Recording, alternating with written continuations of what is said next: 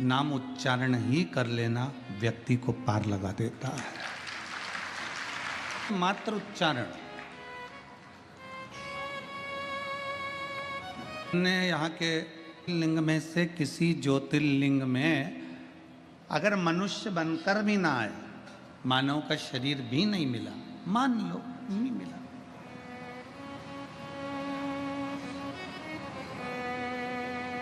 वैसे तो आप जितने काशी में कथा सुन रहे हो, गंगा जी के तट पर कथा सुन रहे हो और शिव महापुराण की कथा को श्रवण कर रहे हो, तो आपका और हमारा ये तो सील ठप्पा लग गया कि अगला जन्म नहीं होने वाला, बाबा के चरणों में जाने वाले हैं, ये फिक्स है।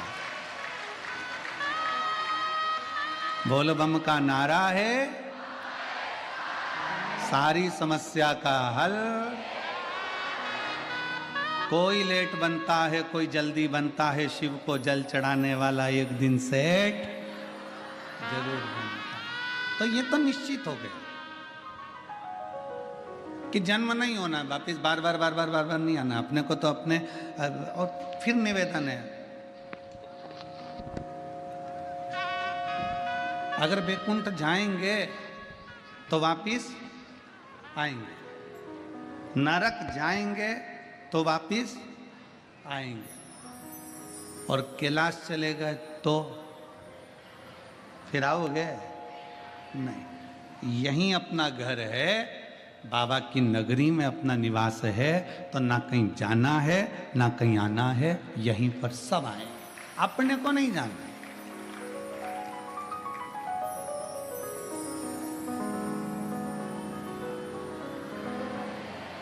अभी हम रास्ते में आ रहे थे तो चित्रकूट, आज बड़े आनंद के साथ में कथा का रसतत्व है। ये पिता का घर है काशी, जिसका केवल नाम उच्चारण मात्र कर दिया जाए, केवल वो कहते हैं ना, लोग डराते हैं तो दूसरे के नाम से डराते हैं। लोग कहते हैं लो फोन पे बात कर लो, हमारे काका जी की पहचान है, लो बात कर लो हमारी। स्कंद पुराण कहती है, स्कंद पुराण का काशी खंड कहता है कि दुनिया के लोग भय दिखाएंगे, डराएंगे दूसरे के नाम से, पर अगर जीव नरक भी जा रहा है, बैकुंठ भी जा रहा है, और वहां चित्रगुप्त महाराज सामने खड़े होकर पूछेंगे कि तूने पुण्य कौन सा करा, तूने सत्कर्म कौन सा करा, तुम्हारे मुख से कुछ ना निकले, केवल काशी एक संबोधन ही निकल गया, तो चित्रगुप्त भी हाथ जोड़कर कह देंगे इसको कैलाश छोड़कर आए।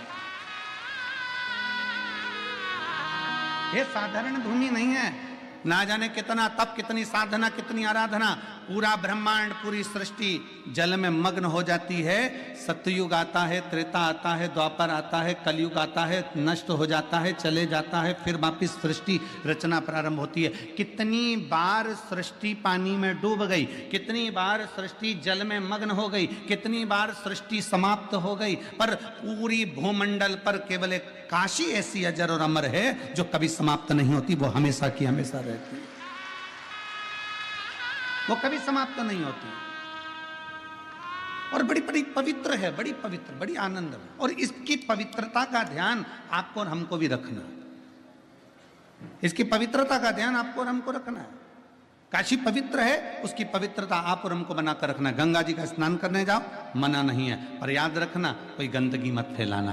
कथा श्रवण करने के लिए बैठे हो, कंकर कंकर में मेरा शंकर है, विश्वनाथ की धरा की एक एक कंकर में मेरा शंकर समाया हुआ है, कहीं ऐसी ऐसी जगह पर कोई गंदगी मत करना। रोज प्रतिदिन कथा सुनने के बाद शाम का समय मिल जाए तो जितना कचरा पड़ा हो उसको एकत्रित करना, कचरे की गाड़ी आएगी उसमें डालकर उसको पहुंचा देना, अपनी भूमि को अपने को स्वच्छ रखना है।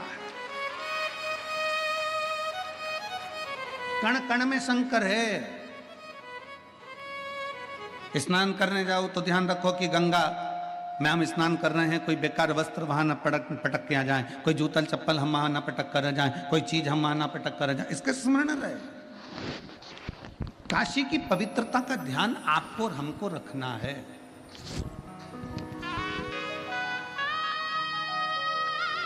और शंभु शरण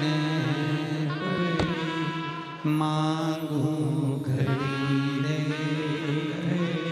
दुख काटो दया करी दर्शन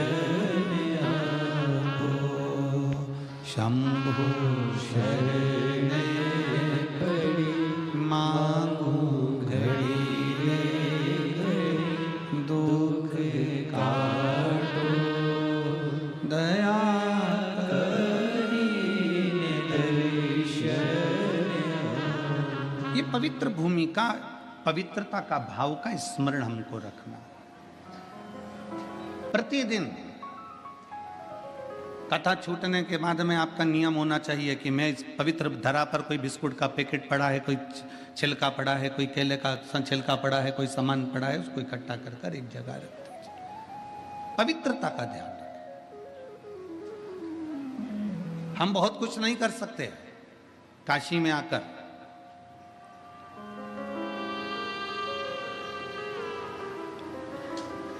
दो चीजें कर सकते हैं, एक मेरे बाबा का दर्शन, दूसरा काशी में आकर थोड़ी सी सेवा। एक बाबा का दर्शन करिए और दूसरी सेवा करिए, और जितना बन सकता है सेवा के क्रम को आगे बढ़ाइए। कितनी सुंदर बात है। एक बड़ी सुंदर चरित्र आता है।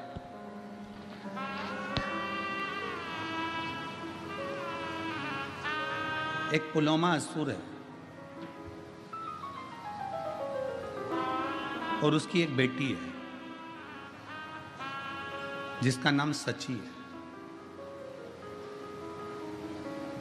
जो इंद्रदेव के साथ में भी आई है।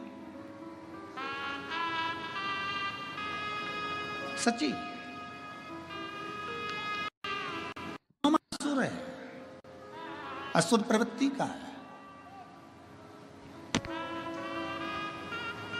और पुलोमा की धर्म पत्नी के गर्भ से, पुलोमा की धर्म पत्नी के गर्भ से कोई संतान का सुख नहीं था।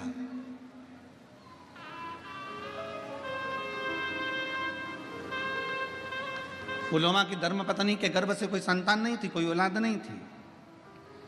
असुर है पुलोमा, असुर प्रवृत्ति का है पुलोमा, पर संतान का सुख नहीं था। अब उसको जब संतान की प्राप्ति नहीं हुई, बड़ा क्रोध में आ गया, बड़ा गुस्से में आ गया।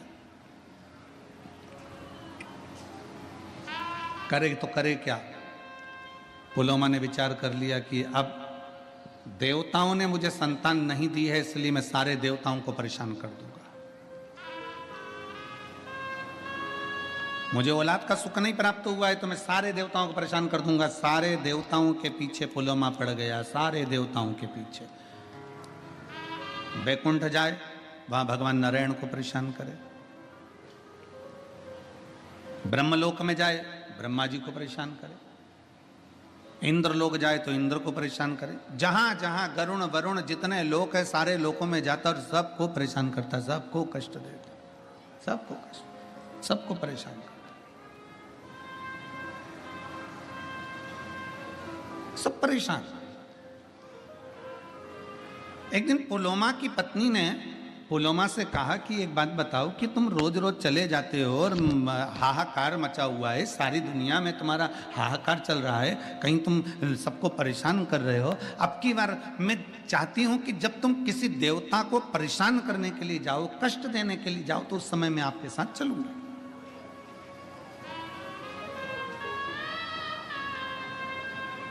जरा इस पवित्र धरा की पुण्यता देखिए कितनी प्रबल है। अभी आप अगर किसी असुर के रूप में किसी देवताओं को परेशान करने के लिए जा रहे हो तो मैं आपके साथ चलूंगी।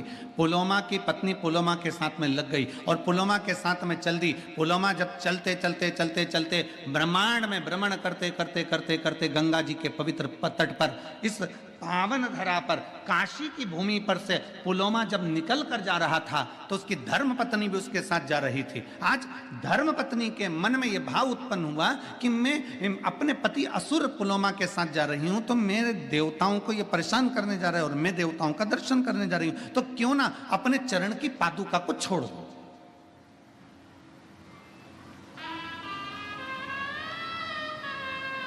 अपने चरण की पादुका को मैं त्याग दूं।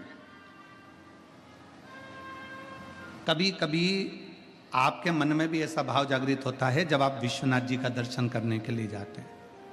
कभी कभी आपके मन में भी यह भाव जागृत होता है जब आप गंगा जी का स्नान करने के लिए जाते हैं। कभी कभी आपके मन में भी एक भाव जागृत होता है जब आप काल भैरव का दर्शन करने के लिए जाते हैं। कभी कभी आपके मन में भी भाव उत्पन्न होता है जब भगवान मां अन्नपूर्णा का दर्शन करने के लिए जाते हैं। क्या करते हैं, अरे पास में मंदिर है ना, चप्पल कहाँ ले के जाऊंगी, मंदिर के दरवाजे पर छोड़ूंगी, यहाँ बात छोड़ूंगी, इससे अच्छा ये चप्पल में गाड़ी के अंदर छोड़ के चली जाऊं। बोलो री जी हो, ए काशी वाली हो, सही है कि गलत है? कभी कभी अपने मन में विचार आता है कि ना? बोलो रे जी जाओ, सही है कि गलत है? अच्छे जम के तो बोलो, तुम्हारी आवाज से ज्यादा तो जी जी की आवाज है। ठीक है, अपने मन में भाव आता है कि मंदिर पास में, चप्पल में गाड़ी में छोड़ दो। अब ये तुम्हारी बुद्धि में, तुम इतने वीआईपी रहने वाले, तुम इतने चकाचक रहने वाले, एक मिनट तुम हॉल से भी अगर रसोई घर में जाओ तो बिना चप्पल के नहीं जाओ, तुम अपने वॉशरूम में भी जाओ तो बिना चप्पल के नहीं जाओ। तुम्हारी बुद्धि में ये आया कैसे कि मंदिर सामने है तो चप्पल गाड़ी में छोड़ जाऊं? ये तुम्हारी बुद्धि में, तुम्हारे मन से नहीं आया। जो तुम्हारे माता पिता ने भगवान शंकर को एक लोटा जल चढ़ाया था, उस जल का प्रताप तुम्हारी बुद्धि में आ गया और तुमने चप्पल गाड़ी में छोड़ दी और पैदल नग्न पैर से, नंगे पांव से, चप्पल को त्याग कर, पादुका को त्याग कर, जूते को त्याग कर और बाबा के धाम की ओर चल दिए, भगवान के मंदिर की ओर चल दिए। मंदिर पास में, तुम चाहते तो चप्पल को साथ पहन कर जाते, द्वार पर छोड़ देते, पर तुम्हारी बुद्धि में जो आया वो भगवान शिव की कृपा से आया। पर चप्पल का त्याग करा, नंगे पैर चलकर जा रहे हो, नंगे पैर चलकर जा रहे हो। अब पुलोमा की पत्नी ने विचार करा कि मेरा पति तो असुरों को, असुर प्रवृत्ति का और देवताओं को परेशान करने जा रहा है।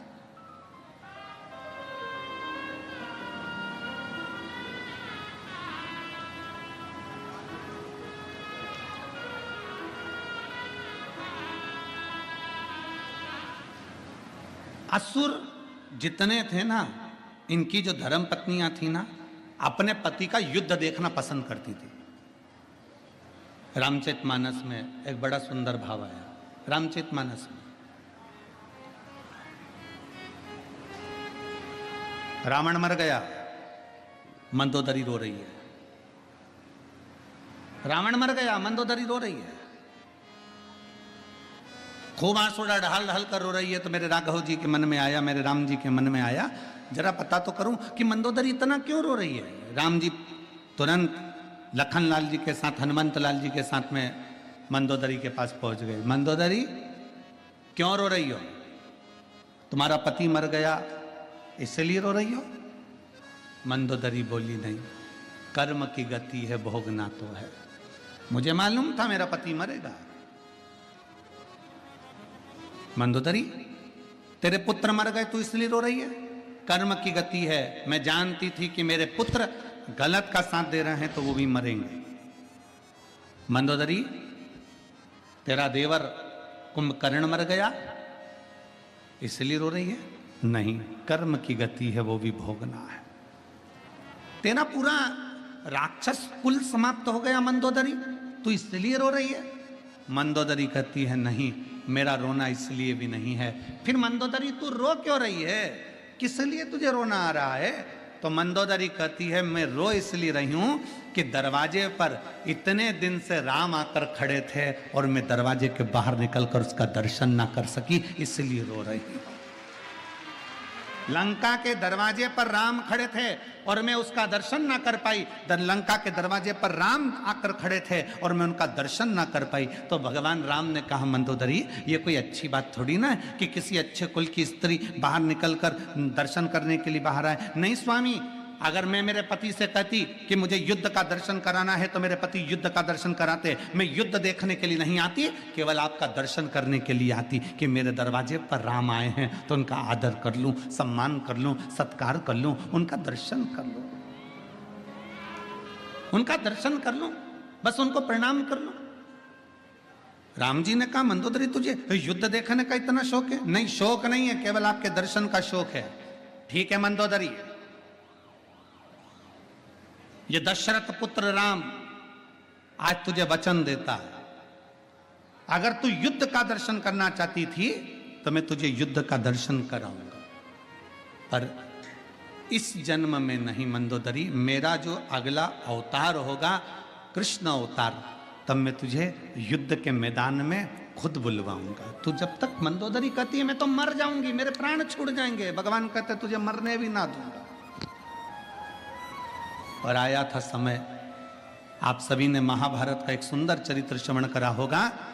भीम ने शब्द कह दिया था द्वारकानाथ के सामने, द्वारकाधीश चिंता करने की जरूरत नहीं है, ऐसे कौरवों की सेना को तो मैं मरोड़ कर छोड़ दूंगा और तोड़कर इनको फेंक दूंगा, इनको तो मैं जीवित नहीं रहने दूंगा। जब भगवान द्वारकानाथ के शब्द सुना तो द्वारकाधीश को लगा कि पांडवों में सबसे ज्यादा अभिमान भीम को अपनी वीरता का है, यह बर्बाद कर देगा, यह समाप्त कर देगा। और भीम को इतना अहंकार आना है तो ये भीम कहीं ना कहीं समाप्ति की ओर लेकर जाएगा। इसलिए भगवान द्वारकानाथ ने कहा भीम युद्ध मार्ग में लड़ना, तुम्हें अपनी वीरता का अहंकार है, हम जानते हैं, तुम जाओ एक काम करो, लंका जाना, वहां से मंदोदरी को लेकर आओ। मंदोदरी को लेकर आना और कहना कि मुझे युद्ध के मैदान में युद्ध का दर्शन कराने के लिए द्वारकानाथ ने बुलाया। मंदोदरी कौन? भीम पूछ रहे हैं। तो भगवान द्वारकानाथ कहते हैं पहले लंका में जाओ, मंदोदरी को लेकर आओ। भीम लंका में गए। भीम ने जाकर लंका में प्रणाम किया और पूछा कि मंदोदरी कहां रहती है। बूढ़ी सी मंदोदरी अपने कक्ष में बैठी हुई थी। भीम ने जाकर प्रणाम कर कर कहा मंदोदरी हो? हाँ, चलिए, कौरव और पांडवों का युद्ध होने वाला है, उसका दर्शन करने के लिए द्वारकानाथ ने बुलाया है। मंदोदरी की आंख से आंसू बह गए। द्वारिकाधीश, मेरे राम जी का अवतार हो गया, प्रणाम करती हूं मेरे द्वारकानाथ को। द्वारकानाथ? किसका युद्ध है? मेरे द्वारकाधीश युद्ध लड़ रहे हैं। भीम कहते हैं द्वारकानाथ युद्ध नहीं लड़ रहे, मेरे जैसे शूरवीरों का युद्ध है।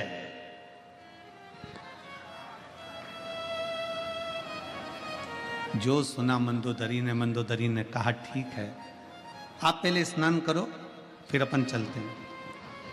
भीम स्नान करने के लिए गए, भोजन करने के लिए। मंदोदरी ने कहा कि तुम स्नान कर कर आओ, भोजन की तैयारी है, फिर अपन चलते हैं। भीम स्नान करने के लिए लंका के पीछे गए, तालाब में कूदे। कूदने पर भीम को तालाब में से निकलने में 3 दिन लग गए। जो भीम समुद्र की थाप आकर एक क्षण में बाहर आ जाता था, वो भीम को तालाब में से निकलने में 3 दिन लग गए। 3 दिन बाद भीम जब निकलकर मंदोदरी के पास आए, मंदोदरी ने पूछा भीम कहाँ रह गए थे, तुम इतनी देर में आ रहे हो, कहाँ रह गए थे, इतना समय लग गया तुमको?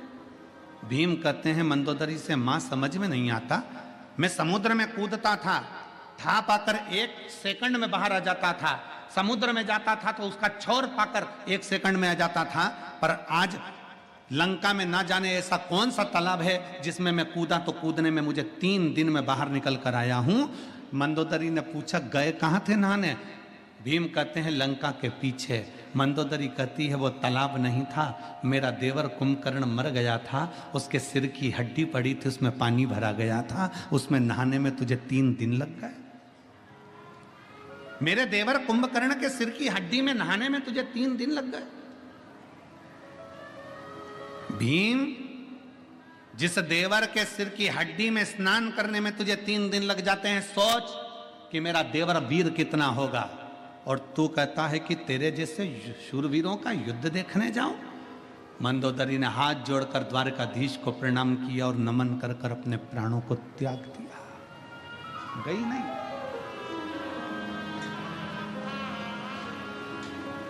असुर प्रवृत्ति में जन्म लेने वाली कई असुर राजाओं की धर्म पत्नियां भी ये चाहती थी कि भगवान का दर्शन हो जाए। उस समय उसमें एक पुलोमा की धर्म पत्नी थी। पुलोमा की धर्म पत्नी जब भ्रमण करते करते करते करते अपने पति पुलोमा के साथ में इस काशी की पवित्र धरा पर आती है, और पुलोमा की पत्नी काशी की पवित्र धरा पर आती है। आते आते पुलोमा की पत्नी ने विचार करा कि अब मैं अपनी पादुका का त्याग कर देती हूँ। ये पादुका का त्याग करना भी मतलब, आप अगर किसी मंदिर में जा रहे हो, देवालय में जा रहे हो, शिवालय में जा रहे हो, कुछ दूरी पर अपनी पादुका, अपनी चप्पल को छोड़ देना भी यह हमारे जीवन की एक कृतार्थता है।